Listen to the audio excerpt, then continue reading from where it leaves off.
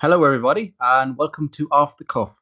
This one is sponsored by Armour Talent, and I'm joined here by Craig, by Jay, and by Phil. Just going to dissect a gritty but important 1-0 win over Crystal Palace. Clean sheet, folks, and Andy Robertson must be the signing of the century. 10 million for that. Where's all the FSG haters now? I'll turn to you, Craig. You have to push over a few rocks to find a few of them on the way, but it was typical, wasn't it? It was everything that we didn't want to see in regards to having one goal lead going into the last 10 minutes, but we look comfortable. I'm not going to lie, we look comfortable throughout the game. I did a Periscope at half time where I said I thought the game was going to open up a bit in the second half, and I actually predicted a 2-0 victory, but look, we got the 3 points. Can't ask for anything other than 3 points, no injuries.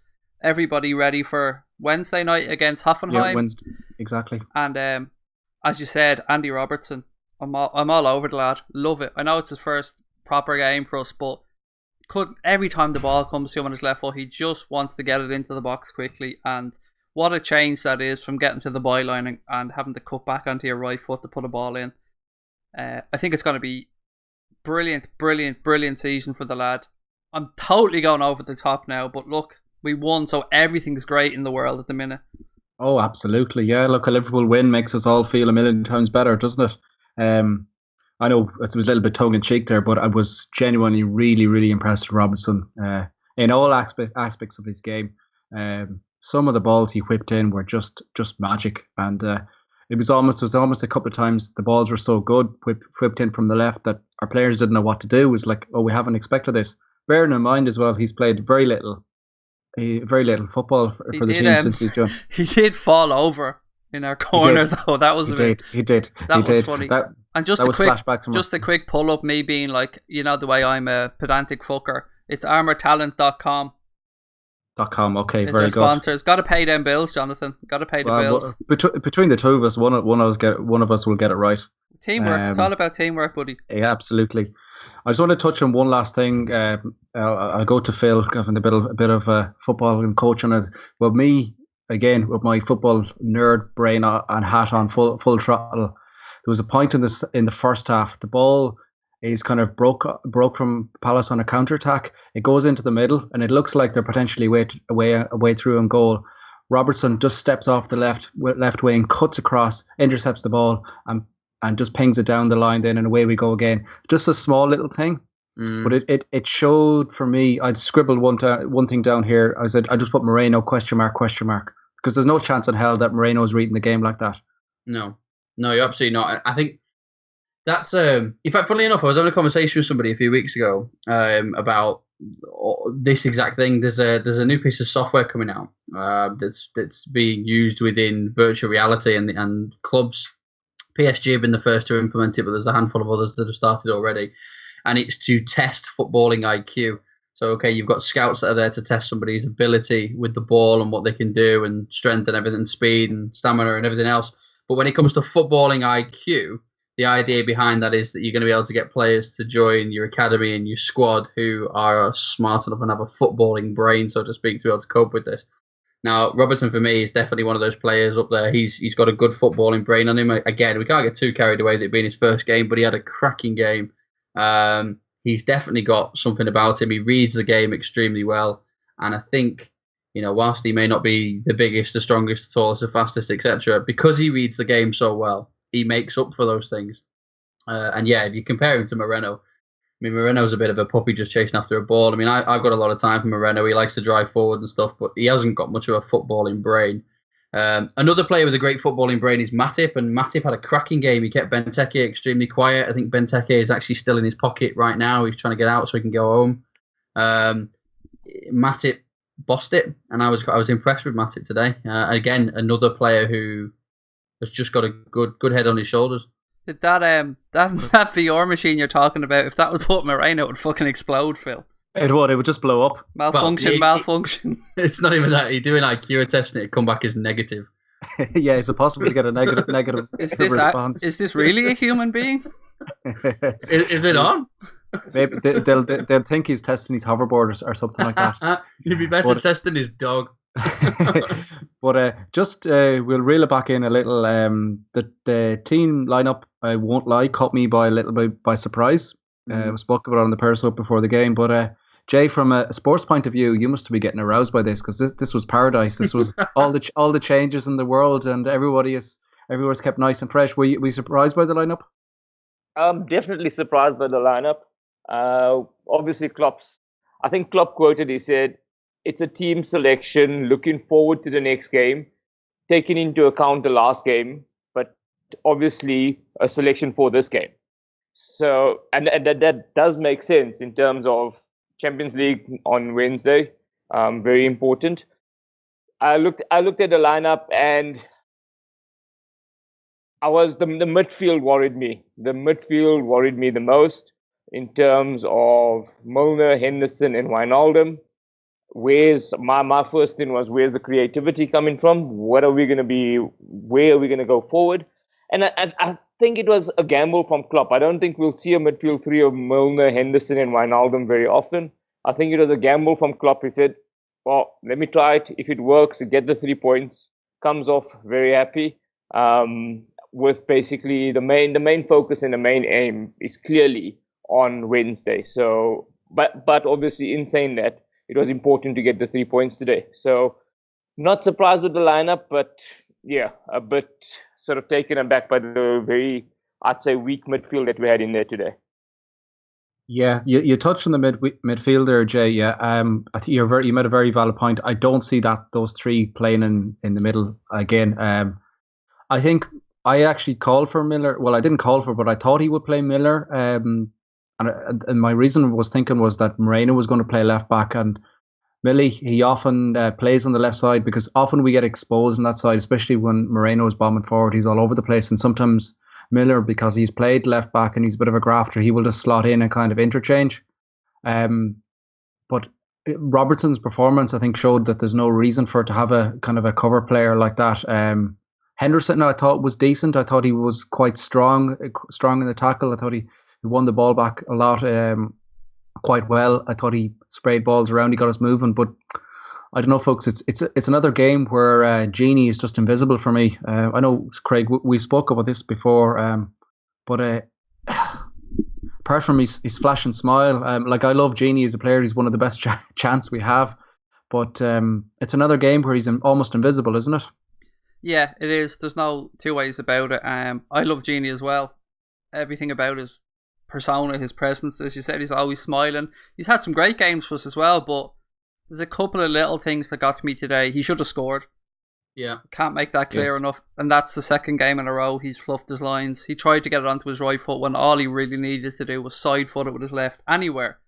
Any sort of connection was a goal, wasn't it? I was here with my cousin White and we were literally screaming and just put it in the fucking goal. Yeah, it's... I'm not going to lie, I wasn't impressed with our midfield at all today. Any of them. Any of the three of them. They were slow, cumbersome. The ball wasn't being moved quick enough. They tried to switch it at times, but again, there was that extra touch. Look, they didn't do much wrong. They just didn't do much right. It was just very mediocre, wasn't it? We were lacking that spark. I don't want to say the word Coutinho. I'm going to say the word Coutinho. That's what we were lacking. Especially when we brought Salah on and we had them runners. We were lacking somebody to play that clever pass. Now look, there was a few times where we tried to play a reverse ball and it just didn't come off for us. But going forward, if Coutinho is to go or if he's to stay, whatever happens, we still need somebody in there with creativity. Hopefully that's Coutinho, but if not, we need somebody else. So yeah, I wasn't impressed with the midfield today. It was probably our weakest aspect of play for me all around today. Yeah, no, agreed. Where was Gruitch today? He was sat in his suit behind the bench there. Yeah, exactly. Did anyone see Adam Bogdan, by the way? He looked like a homeless scruff in a suit. He's like Ed Sheeran back in his day when he was homeless. He looked like Ed Sheeran let himself go. That's what it looked like. He did, yeah. It's a rough couple of months there. Homeless Ed Sheeran would have looked at him and gone, bloody hell, mate, you're a bit of a scruff. Ed Sheeran's probably better in goal as well. Yeah, most definitely. He's thinking out loud and all that. But did you see the two school kids there just were released out and sat on the bench there as well? I think they won a competition. You had Trent and Woodburn. They look like the biggest crowd of school children. You ever see those times when every time we got a free kick the camera just zoomed in on Trent's face. It was just hilarious. Trent looked like he borrowed a suit off his older brother. Yeah, it's his dad's suit for his grad or something like that. It's like that. You could see him when we got the free kicks. The camera zoomed to him when he was. Oh, I'd have fucking buried that. Yeah, I'd have stuck that, but it looked like as well. Do you remember that scene of the In-Betweeners where the guys Mitch off school and Will he borrows one of the I can't remember which one of the dad's suits, one of the guys' suits, and it's about 3 sizes too big for him, and he's just swagging around just to and he goes to buy the booze, doesn't he? But he does, yeah. And he's got shoulder pads in. Did anyone see Carius? He was drinking some Red Bull there. Clearly, I saw that. Fucking prick. Fucking bad. He should have been there, full on Monster Energy there. Although, to be perfectly honest, that right there explains an awful lot about Carriers for me. How he behaves as a goalkeeper. He's completely tanked up on Red Bull. Just suddenly it all makes... You know, it's just like a moment when you see somebody, you just go, okay. There it is. Jateen, from a sports science point of view, does that not piss you off that it wasn't sugar-free? I was surprised that Red Bull was allowed on the bench. That's basically sort of just a caffeine boost, but it's not a sports drink, definitely not. Don't the guys get caffeine pills though before games a lot of the time? Yeah, it would be in a sports gel, caffeine-packed sports gels, that sort of thing. But definitely not vodka Red Bull. I don't think is. No, it's vodka slimline tonic. Surely. Exactly. Got to think of the calories. Sturridge, after the 5 changes, and one of those was Sturridge making his first start. Again, that one caught me by surprise. I didn't think he'd be thrown back in. I thought he looked sharp enough. Now, he definitely did fade just before he was taken off, but Phil, were you impressed with him? I thought he was decent, I have to say. Yeah, do you know what? I've got a lot of love for him. He's just made a dry spaghetti, which pisses me off. The slightest little knock and he's buggered, isn't he? But if he could just keep... We've been saying it for years, but if you could just keep him fit and keep him on the pitch, he's a world beater. He's a fantastic player. Speaking of which, actually, I know I've been singing this lad's praises a lot. Really impressed with Solanke. Really, really impressed with Dom Solanke. I was excited when we got him in. I know he's a young player. He's clearly impressed Klopp during pre-season, which is why he's getting his shot as well. But just his presence and the fact that he's so keen to just... As we were saying about Robertson before, he's just very keen to put the ball in the box.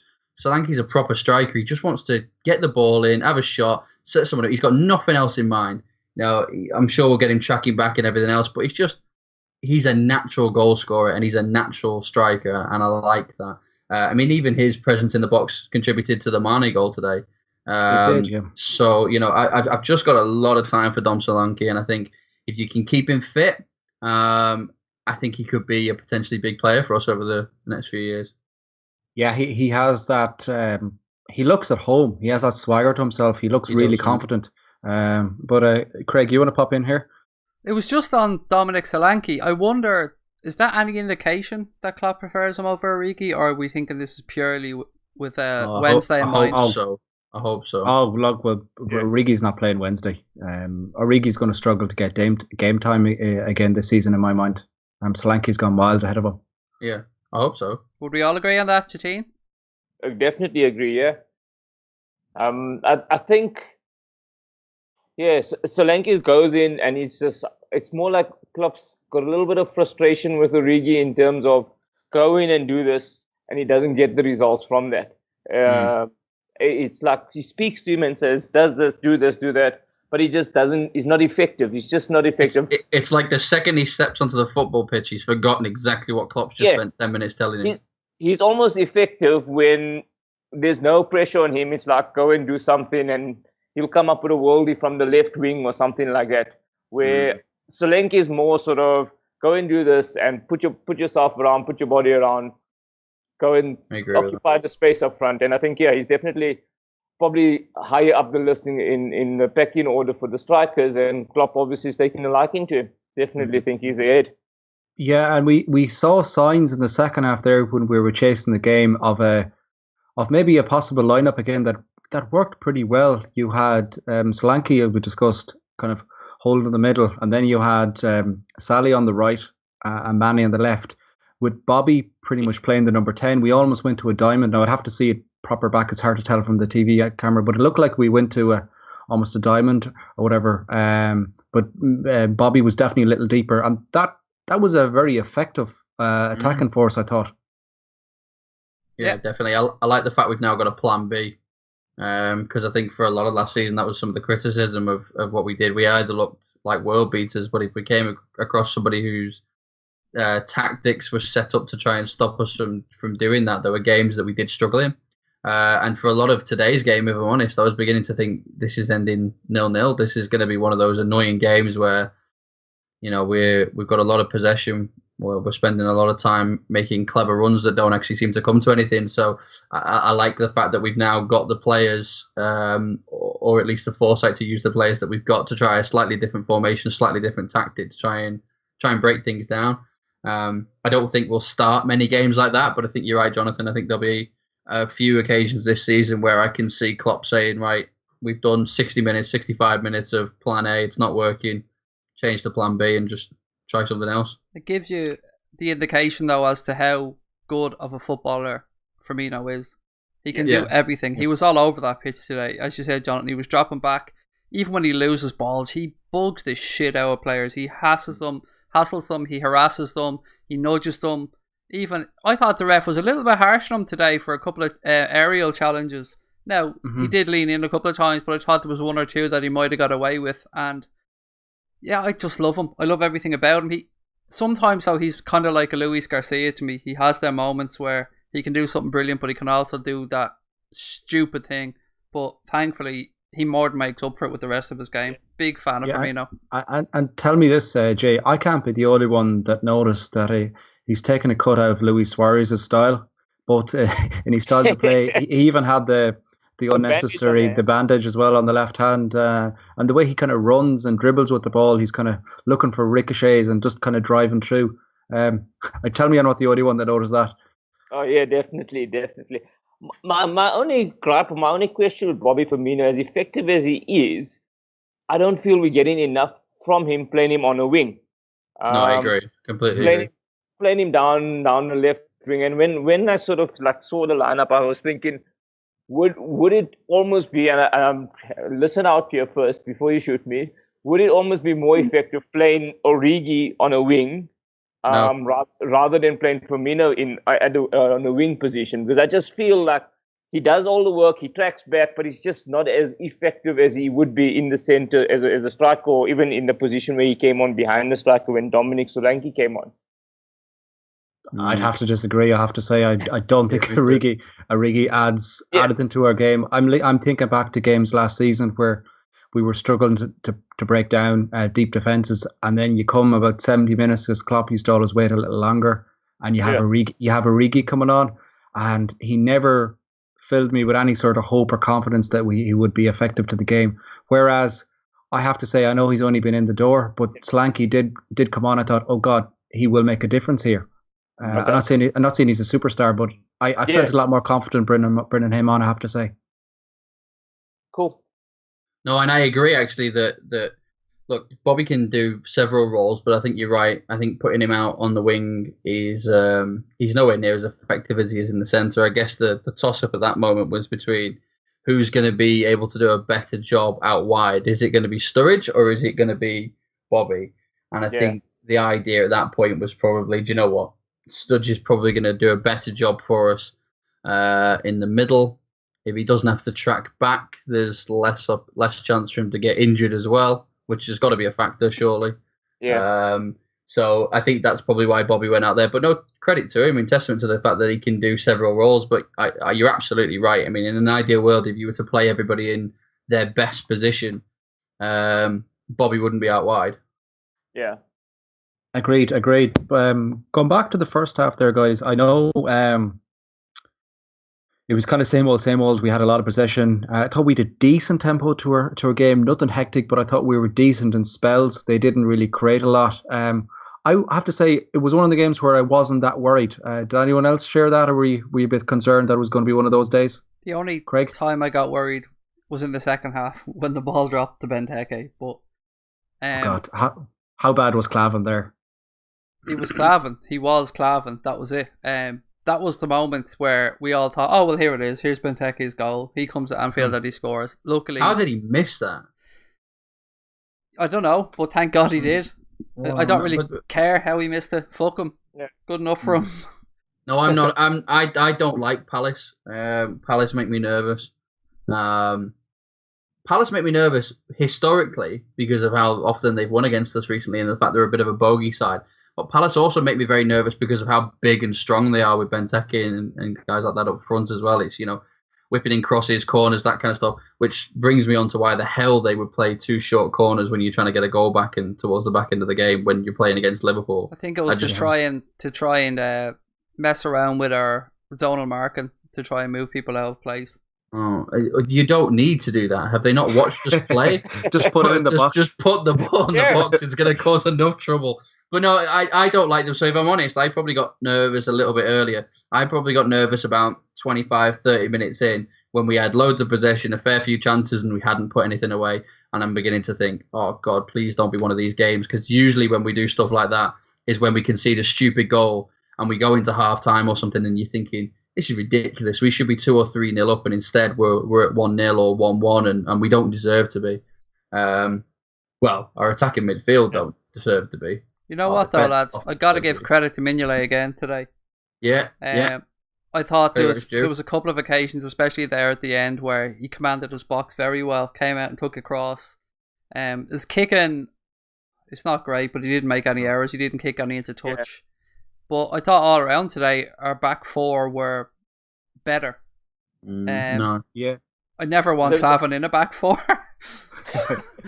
But Clavin in a Liverpool shirt upsets me. As Phil said, I think they marshalled Benteke really well. Sorry, Jateen, I was cutting you off there, buddy. With the back four, I got nervous when I saw Firmino coming off and Lovren coming on. I saw someone do a tweet actually, and they said the only explanation for this substitution is that Klopp has got a draw in his aggregator. Accumulator, sorry. And I'm thinking that's fucking brilliant. Does anyone actually do that? Game, so you bring on Lovren. Does anyone actually do that? Like you all know I bet a lot, but I've never in my life put a draw on ever. No, I just refuse to accept that the game's going to end in a draw. Someone has to win in my head, so I always go for somebody to win. I've never put on a draw. A draw for me never feels like an actual football result.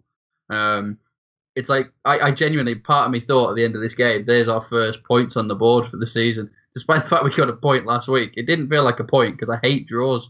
I just don't like them. It just doesn't sit right with me at all. So no, I'd never put money on a draw because then I feel like I was jinxing it to happen. Plus draws are boring, aren't they? Let's be honest. I mean, unless it's like 3-3, 4-4, when those games are emotionally draining and everything else. But a 0-0. It's just like you should have a refund, shouldn't you? You should get a fucking refund if it's a 0-0 game. Most definitely. Or a fucking pillow. Again, this is me with my football nerd hat on. There was a couple of times where I thought we showed glimpses in our play that Klopp and the backroom team have they've looked at issues that we've had, particularly the last game and last season as well. It was a set piece that Palace had in the first half. It was about halfway, and it was just a usual dink a ball into the box. We had such an incredibly high line. It was maybe about 5 meters in front of our penalty yard line, and we ended up just playing them offside. There was little things like that. Even the substitution came a little earlier. Salah came on after 60 minutes. I know it was probably distorted a little because of Sturridge was running out of legs. But I'm hoping that there's signs there that we're not just a case of doing the same same thing all over again, and we're actually trying to learn from our mistakes, which is probably something that you would have to say about Klopp's time at the club. Did anyone else pick up on that again, or was that me just being super anal? At half time, I was screaming. I did a Periscope at half time and I was saying, I'm not a fan of this trying to win a game in the last 30. I'm a fan of winning a game in the first 50 or 60 and then taking players off rather than having to bring them off the bench, especially with our mindset and our supporters in the stadium. We get very nervous very quickly these days. And I think I agree with you, Jonathan. We should always try and go with our strongest lineup. But it was great to see Klopp making that change on 60, but I think it was enforced. It probably was, yeah. You couldn't give Sturridge more than 60 coming back. But it was great to see Salah coming on. I'm still very worried about the depth of our bench. Extremely worried. I don't think we ever would have made that substitution though if we'd have made the right impression early on in the game. I think in an ideal world, Salah would have remained seated on that bench ahead of the midweek game. I think we could have really done without him having a run out today, but he seems a pretty fit lad, so hopefully it doesn't have any impact on him. I'm just aware that because of our bench and because of the lack of depth to our squad for a number of seasons now, we almost end up applying too much pressure to some of our best players, and then they get injured and then they're out for a while, and we have to somehow try and figure out how to deal without them. Whereas what you really want is, and I know you can't have two squads, so that's not what I'm suggesting, but you want to be able to mix it up enough that you know that for games against the likes of Palace, you've got a squad that can do a job without having to bring on your top record signing to come and try and help break them down. You really want to be able to save him for a big Champions League night, for example, or as we've got coming up, or a United game or an Arsenal game, so he's fully fighting fit. So I think our squad depth is still an issue for me. I'd still like to see some signings. I mean, people were saying, our bench looks so much better than last season. So yes, it did, but it was because we were playing other players in the starting 11 that would usually be on the bench, and if it was them on the bench instead, you'd be saying, our bench looks a bit weak. So I don't know. I think we still need more depth. I think that's key, and I'm worried. I'm always worried about this, and Jay, you'll probably be able to tell me better on this, mate. But it always worries me, the lack of depth, because if you do apply that pressure, what do we do? God forbid, if we end up in a scenario where Salah and Mane are injured at the same time. What do you do? Yeah. Cry?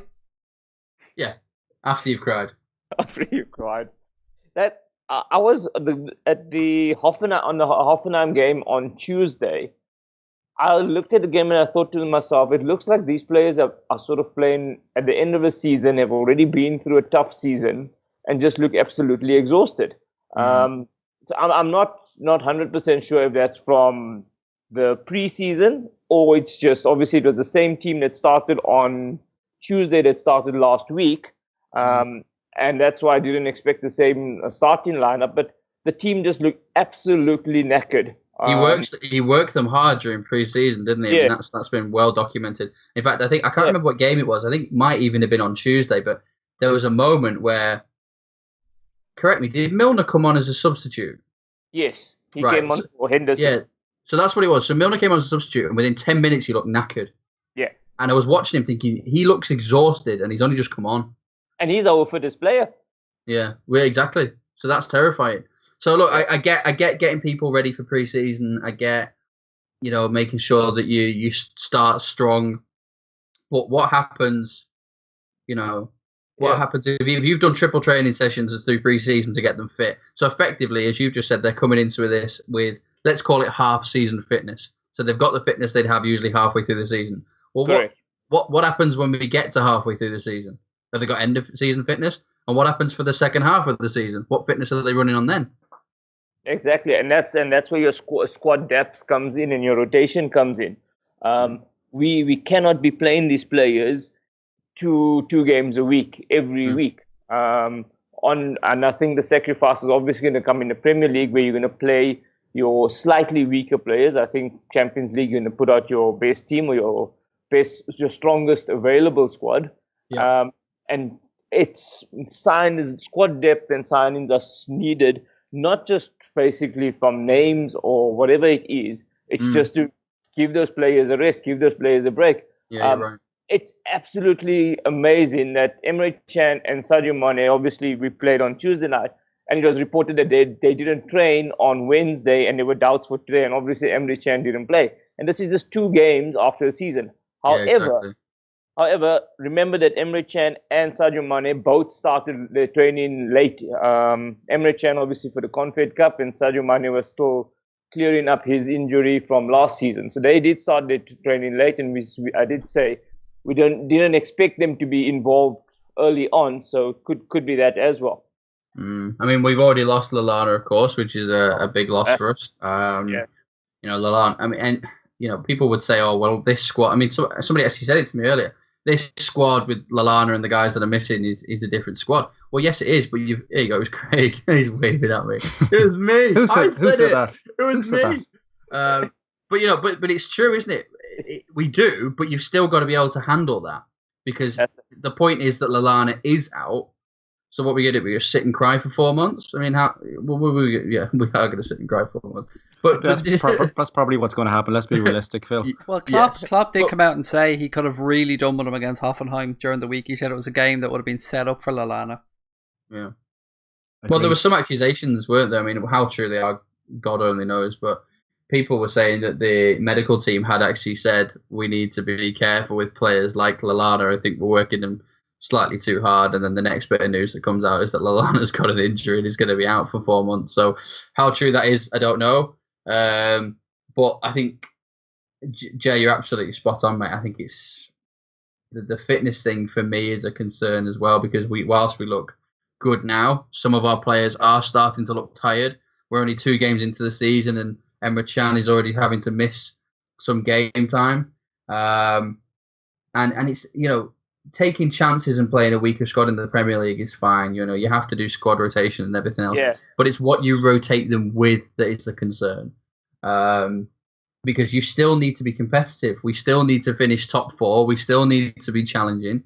We want to remain in as many cup competitions as possible, because let's be honest, what Liverpool fans need more than we need signings right now is a trophy. We need something to cheer about. And we can't have another season. We were laughing about this the other day, weren't we? Saying have FSG adopted the mentality that Arsenal have, which is that a strategy of top 4 is enough. Well, last time we ended in top 4, it took us a good few years to get back. Let's see what happens this year.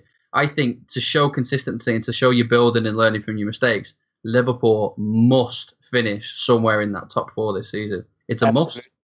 I don't think anyone disagrees with that. Yeah. But I know we've kind of elaborated a little more than probably should have had there, but kind of got off on tangents again. That's typical of us. For better or for worse, Salah comes on the pitch on the 16th minute, and it really Big Dom joins him 10 minutes later, replacing Jateen, and then we really have a go. And actually, just 2 minutes after Big Dom coming on, he's involved what Klopp described it. It was not the best 1-2 between Robbo and Sado. Big Dom put the foot in there, was counter pressing, and I love it. Manny gets hold of a kind of a ping pong in the box. Big Dom kind of puts a lot of pressure on, and he just pokes it home, and the sense of relief that went around the stadium and around Liverpool supporters all around the world was just incredible, wasn't it? It was, and then there was about a 5-minute window when that relief then turned to, oh no, it's 1-0 going into the last 10 minutes. And then suddenly there was that change, that fear then changed to utter despair when Lovren's coming on. Lovren comes on, and you see the farmer, as you call him, Phil, De Boer. Yeah. Going as I'd say he ripped up every football philosophy that had been taught at Ajax. I say Jurgen Cruyff was just about to knock the head off him. He goes with a front 2 of Scott Dan and Big Ben and starts horsing balls up to the box, and like the footballing gods are just going, what has just happened here? He's already settling into English football, isn't he? He's gone full on Jose Mourinho. He's basically the Dutch Big Sam, isn't he? He's the Dutch Fat Sam. Just hoof it. Get it in the box there. Total football, Phil. It's total football. Absolutely. Then again, we did that last season. Let's not even joke. I'm trying to remember the name of the guy. Oh God, we got this. What was his name? We had a centre back in Caldwell. There you go. We did that a couple of times. I don't think he ever came on as a substitute in defence. No, he came on against Arsenal. Do you remember that crazy game? It was in January. I just remember it being a really wet day, and he gets on the like crazy carnage, and when Klopp goes running down the sideline, nearly buckles himself celebrating. Then, Before we get distracted today, look, none of us are happy with the performance, but we got the 3 points. That's all that matters at this point of the season. Is points on the board. We've got 4 out of 6. For me, Clean sheet. While we're criticising it, ultimately one of the things to take away from this is that you have to be able to win ugly. You have to be able to, when you're not on top form and the game hasn't gone how you wanted, you still need to be able to snatch a result. I mean, as much as I hate them with the passion of hell, for years United were fantastic at that. You'd watch a game and you'd go, "How the hell did you win that?" I have no idea. I've literally just watched this whole game and have no idea how you won that. And that is a great skill to have, to be able to win a game. Now, admittedly, Liverpool have to do it without Fergie time, which is just hold up the board and say until United score. Getting into that Tuesday, Saturday, Wednesday, Saturday mentality, though, is another thing. Getting used to it as a squad. From a rotation point of view and stuff, like players can get in, even if it's players that are only coming in for one of those 2 games, they can get used to. They can get into a rhythm. I think it'll all make a big difference as the season goes on. It's about mentality as well, and a strange thing about mentality is, you've got to, and Klopp will do a good job of this, I'm sure he will, but there's, particularly for the foreign players or maybe even some of the young players, Champions League football is exciting, right? Being in the Champions League, Liverpool being back there, it's an exciting challenge, isn't it? It's got to be hard, particularly for the foreign players that they dream of the Champions League. They watch the Champions League, and that's the pinnacle of professional football. It's got to be hard to then pump yourself up for a Palace or Burnley. No disrespect to these teams, when you know that you've got a Champions League game coming up in a few days. So you're either in one of 2 mentalities at that point. You're either in the mentality of, I've got to impress today to try and get into that squad, or if you think you're in that squad anyway, I've got to try and take it easy today so I'm fit and ready for that game midweek. And I just think you've got to focus on the game in hand, but that's much easier said than done. Yeah, it is. We'll come to a close here pretty soon. We'll wrap it up. But one of the most pleasing things of today was, in a sad way, was how we grinded out the 1-0, a dirty 1-0, whatever you want to call it. I'll have a sexy 1-0, please, Jonathan. Yeah, well, whatever you want to call it. Yeah, like 5 changes, clean sheet. And I'm just looking at some stats here now. So we've had 13 shots on target today. Palace only had 1 shot on target. Now, I know you can argue Benteke should have had another shot on target. That one he ballooned over. But that's a difference of shot on target of 12. We've only in the last 343 Premier League games, we've only had a better one difference once, and that was 13 against Everton when we battered them a couple of seasons ago. So whatever you want to say and all the changes and stuff, we've definitely shored it up a good bit there. So that to me is kind of pleasing, because as you said, we're going to play a lot more of these games where we're going, like, even look at the next 8 days now, we've 2 massive games. We've Hoffenheim on Wednesday and then Arsenal come to town on Sunday. So this is a type of mentality that we've often been thrown at us, that we haven't been able to do that the last couple of seasons. So in a way, it's pleasing to see it. And I'll throw it out another way. A wrong offside decision last week has robbed us off a perfect 100% start to the season.